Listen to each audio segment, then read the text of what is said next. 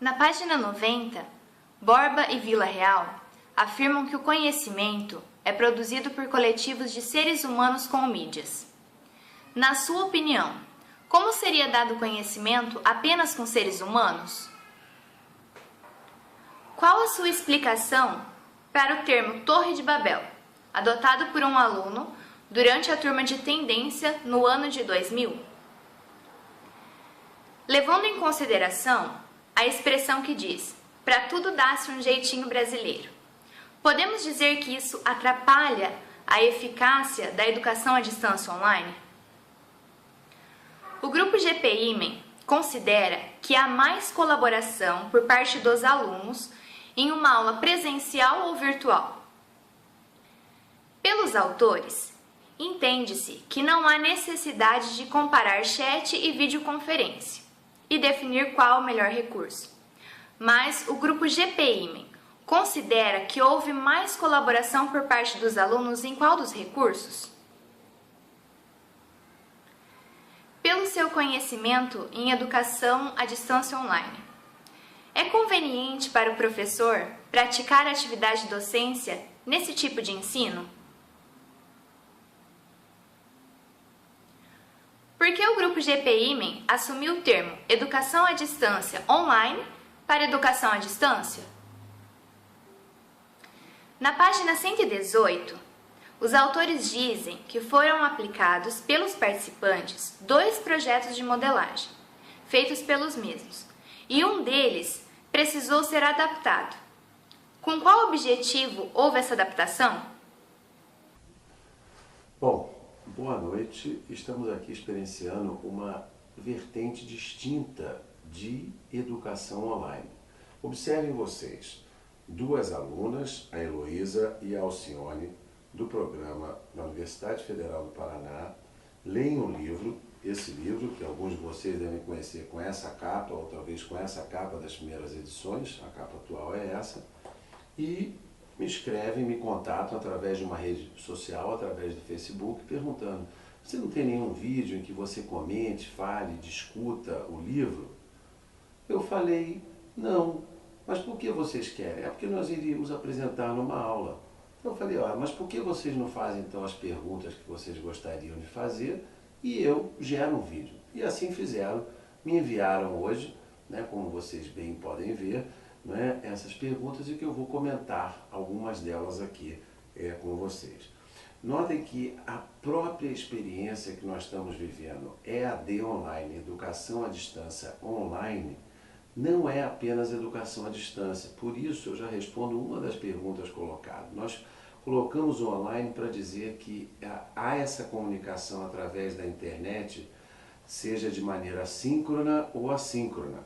Aqui nós estamos experimentando uma relação assíncrona, ou seja, elas entraram em contato, depois utilizaram o e-mail, mandaram um vídeo também com as perguntas, enviaram um PDF com essas perguntas e através disso eu estou aqui agora gravando um vídeo que vai ser editado pelo meu colega Geraldo Lima, membro do GPIMEN aqui também, para que os alunos e professores e os interessados relacionados à Universidade Federal do Paraná experienciem isso.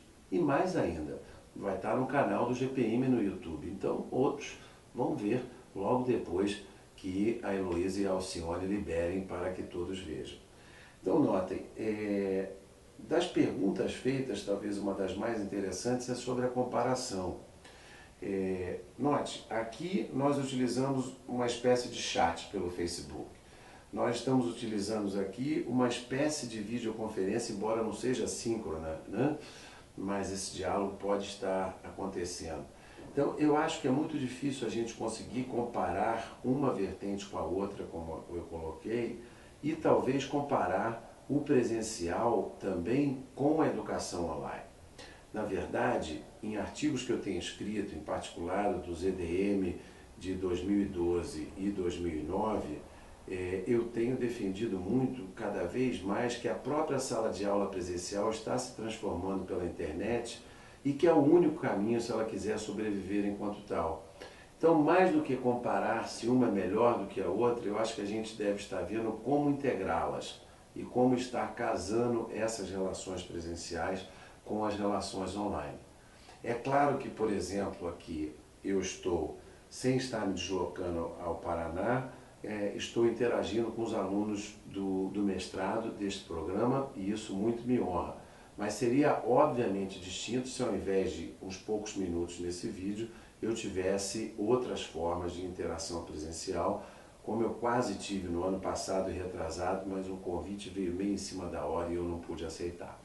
De toda maneira, a gente pode ver que, quer dizer, foram feitas também outras perguntas, quer dizer, umas mais específicas sobre os projetos de modelagem que foram adaptados, que nós relatamos aqui na página 118, é que os projetos de modelagem eles foram desenvolvidos dentro de um curso de tendências em educação matemática feito totalmente online e, obviamente, que eles foram feitos como um projeto entre dois docentes. Agora eles foram adaptados para serem utilizados na sala de aula presencial.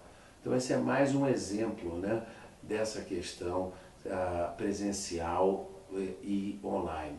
No livro, inclusive, a gente relata bastante de um curso que dois dos autores deste livro, né? Este livro não é só meu, este livro é meu, da Ana Paula Malheiros e da Ruby Amaral. E Ruby Amaral e eu vivemos muitas vezes uma experiência com professores da Fundação Bradesco. E nesse a gente relata como que foi importante ter educação online, totalmente online. Nós nunca nos encontramos presencialmente com esses professores. Nós tínhamos uma educação, relações síncronas aos sábados e relações por e-mail durante a semana. E esses professores utilizavam os cursos, que era sobre o uso de software em sala de aula, na sua sala de aula. Ou seja, eles discutiam com a gente, atendiam aos chamados, as discussões teóricas e práticas que nós fazíamos, ou seja, os exercícios que nós propunhamos, e a partir disso eles utilizavam e transformavam as atividades que tanto o Rúbia quanto eu tínhamos gerado para a sua sala de aula. Tá? É engraçado e que chamou muita atenção das duas a expressão Torre de Babel. Torre de Babel foi utilizada num dos primeiros cursos dados por nós. Esse curso de tendências em educação matemática tem quase 15 anos, não é? E ele foi que nos transformou em termos de EAD online no Brasil em pioneiros. Já existia EAD online no Brasil, mas não educação matemática online. Isso nós fomos pioneiros, não EAD online. Uma correção aqui. De toda maneira, a gente trabalhou muito no começo com a ideia do chat, que era o que era possível fazer na internet junto com o fórum. Mas a gente preferia ter o síncrono para se aproximar daquele momento em conjunto. E várias pessoas ficaram bastante confusas com a relação que você tem num chat. Numa sala de aula, em geral, o professor fala, o aluno responde, outro aluno levanta a mão, responde, etc. Às vezes, quando começa um pouco de uma balbúrdia, já se para e fala, não, nós queremos uma outra sala de aula. Mas notem que isso era também, isso não acontece no chat, porque quando eu levanto uma pergunta, como essa, poderia, por exemplo, essa colocada aqui, né, o que o professor entende sobre qual seria mais útil, a EAD online por chat ou EAD online por videoconferência, várias pessoas já começavam a responder aquilo e havia várias respostas e elas iam em várias direções. Isso incomodou algumas pessoas que chamaram no começo de Torre de Babel, mas vários também viram o lado positivo disso. Enquanto numa sala de aula se fica muito em silêncio, ali pode-se falar o quanto se queira e se pode ter várias conversas em paralelo. Embora isso transforme a vida do professor, no caso eu, numa tarefa muito difícil. Está o Geraldo rindo aqui também do outro lado da câmera, porque ele via aqui bastante, ele vivia o quanto que eu às vezes literalmente não conseguia, a mão ficava dura depois de tanto digitar assim ao mesmo tempo e tal. Então esses foram aprendizados que a gente que nós fomos fazendo.